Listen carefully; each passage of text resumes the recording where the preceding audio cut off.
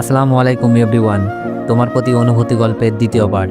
12টার বাসে রওনা দিলাম ঢাকার উদ্দেশ্যে, কিন্তু কোথায় গিয়ে উঠব, ঢাকায় গিয়ে কি করব, খুব চিন্তা হচ্ছিল। কারণ ঢাকা আমি ভালো করে চিনি না, আর কোনো আত্মীয় স্বজনও নেই যেখানে গিয়ে উঠব।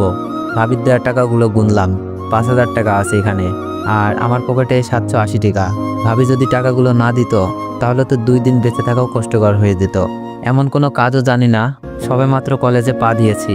আব্বুর টাকা পয়সার কোনো অভাব নেই, যার জন্য লেখাপড়াটাও ভালো করে করেছি। পরিবারের সবাই আমাকে অনেক ভালোবাসতো। আমার কোনো দোষ ছিল না, শুধু একটাই দোষ, আমি মিথিলাকে পাগলের মতো ভালোবাসতাম। যখন থেকে বুঝতে শিখেছি তখন থেকেই মিথিলাকে ভালোবাসতাম আমি। একসাথে স্কুলে যাওয়া, খেলাধুলা করা, আমরা ছিলাম বেস্ট ফ্রেন্ডের মতোই। কিন্তু যখন মিথিলাকে স্কুলের এক বড় ভাই ফলো করতে শুরু করে, আর মিথিলা যদি সম্পর্কে জড়িয়ে যায়, সেই ভয়ে সুমিয়াপুর বিয়ের দিনই মিথিলাকে প্রপোজ করে বসি। কিন্তু মিথিলার সাথে সাথে এই কথা আমার আব্বুকে জানিয়ে দেয়। আব্বু আমাকে সেই দিন অনেক মারে। তখন নবম শ্রেণীতে উঠেছি মাত্র। আমার আর বিয়ে খাওয়া হলো না। আব্বুর হাতের মার সেই দিন প্রথম খেয়েছিলাম। আব্বু বলেছিল মিথিলাকে যেন নিজের বোনের মতোই দেখতে। আমার মায়ের দেখে মিথিলা অনেক হেসেছিল, কিন্তু মিথিলার প্রতি আমার কোনো রাগ আসেনি। বিয়ের দিন সুমি আপুর সাথে যাওয়ার জন্য বলেছিল আপু, আমিও প্রিপারেশন নিয়ে রেখেছিলাম, কিন্তু আমার আর যাওয়া হলো না, মিথিলাই গেল। আব্বু আমাকে মারের কারণটা শুধু ভাবিই জানতো, আর সবাই জেনেছিল আমি দুষ্টুমি করেছি তাই মেরেছে। অনেকে আব্বুকে রাগ দেখিয়েই বলেছিল দুষ্টুমির জন্য কেউ এমনভাবে মারে, আর বিয়ের দিন ফাজলামি করবে না তো কবে করবে। আপুকে আনার জন্য গিয়েছিলাম। আপু না যাওয়ার কারণটা কি জানতে চেয়েছিল, কিন্তু কিছুই বলে নাই। তবে মিথিলার মনে যেন আনন্দের জোয়ার বইছে। নতুন দুলাভাইয়ের সাথে ভালোই খাতির জমেছে। আমার খুব ভালো লাগতো বড় ভাইয়ের অভাবটা দুলাভাইকে দিয়েই পূরণ করুক। আপুকে নিয়ে বাসায় আসলাম। দুলাভাইয়ের সাথে আমারও ভালো সম্পর্ক গড়ে উঠেছে। খুব ভালোই যাচ্ছিল দিনগুলো। কিন্তু বারবার মিথিলাকে আমার মনের কথা বলার চেষ্টা করেছি। মিথিলা বলতো আমি তোকে শুধু ভাইয়ের মতোই দেখি। দুলাভাইকে দিয়েও বলেছিলাম অনেকবার, কিন্তু কাজ হয়নি। তবে দুলাভাই আর মিথিলাকে অনেকবার একান্তে দেখেছি। মনে হচ্ছিল প্রেমিক প্রেমিকা বসে প্রেম করছে, কিন্তু আমি তখন এইসব নিয়ে ভাবি নাই, কারণ মিথিলা দুলাভাই এমন না। পরবর্তীতে এমনই হলো।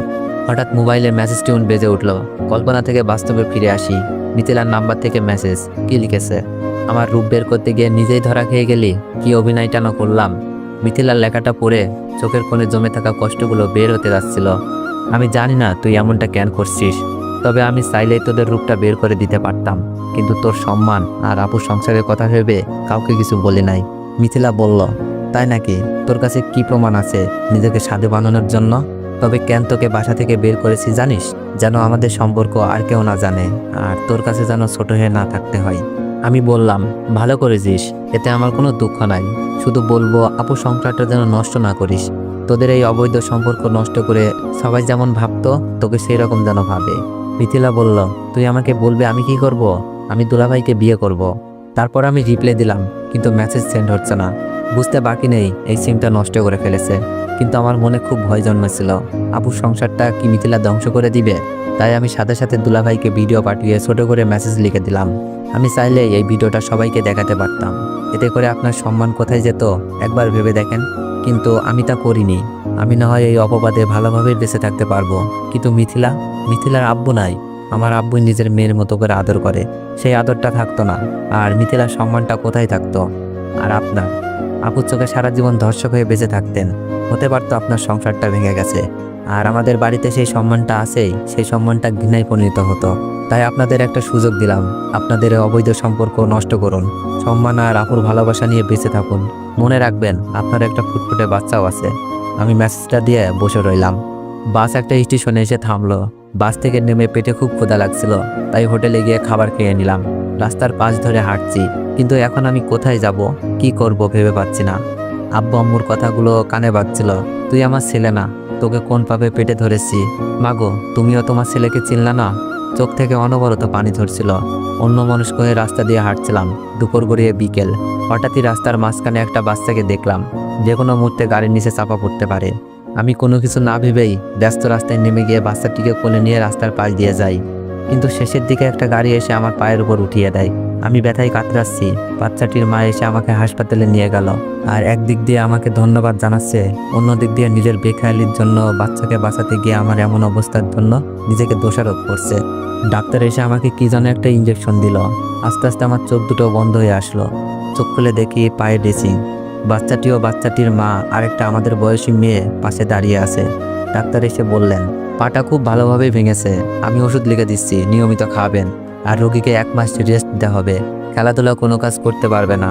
15 দিন পর আমাকে দেখিয়ে যাবেন। ডাক্তার প্রেসক্রিপশন ধরিয়ে দিলেন। বাচ্চার মা বললেন, আমার জন্য আজ তোমার এত বড় ক্ষতি হলো। আমি বললাম, না না আন্টি, নিজেকে দোষারোপ করবেন না, এটা শুধু একটা অ্যাক্সিডেন্ট। আন্টি বললেন, আচ্ছা তোমার বাসা কোথায়? তোমার ফ্যামিলির কারোর নাম্বার থাকলে দাও, আমি তোমার মা বাবাকে আসতে বলি।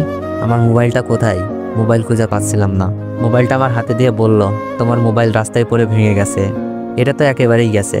মোবাইল হাতে রেখে পকেট থেকে ভাবির দেওয়ার টাকাগুলো বের করে বললাম, আন্টি, হাসপাতালে কত টাকা বিল এসেছে জানি না, আমার কাছে এই কয়েকটা টাকা আছে, গ্রাম থেকে আসার সময় নিয়ে এসেছিলাম, টাকাটা নিন প্লিজ। আন্টি আমার টাকাটা পকেটে ঢুকিয়ে দিয়ে বলল, কি করছো তুমি এইসব? আমার ছেলেকে বাঁচাতে গিয়েই তোমার এই অবস্থা, আর তুমি আমাকে চিকিৎসার খরচ দিচ্ছ। আন্টি বলল, তোমার পরিবারে কেউ নেই? তাদের তো খবর দিতে হবে। আছে, আব্বু আম্মু ভাই ভাবি চাচা চাচাতো বোন, কিন্তু এখন আমি ওদের কেউ না। বলতেই চোখ দিয়ে পানি বেরিয়ে আসলো। আন্টির সাথে থাকা মেয়েটি বলল, তাহলে আপনি যাবেন কোথায়? আমি কান্না করছিলাম আর বলছি, জানি না, আর সকালেই বাসা থেকে বের করে দিয়েছে আমাকে একটা মিথ্যা পাপের অপরাধে। আন্টি বলল, আচ্ছা তাহলে তুমি আমাদের বাসায় আসো, তোমার এখন রেস্টের দরকার। না আন্টি, এটা কি করে হয়? উপকার করেছি বলে আপনাদের বাসায় গিয়ে উঠবো? মেয়েটি বলল, চুপ করেন, এত ভালো মানুষ সাজার দরকার নাই। আমার ভাইকে বাঁচিয়েছেন, এখন আপনাকে বাঁচানোর দায়িত্ব আমাদের।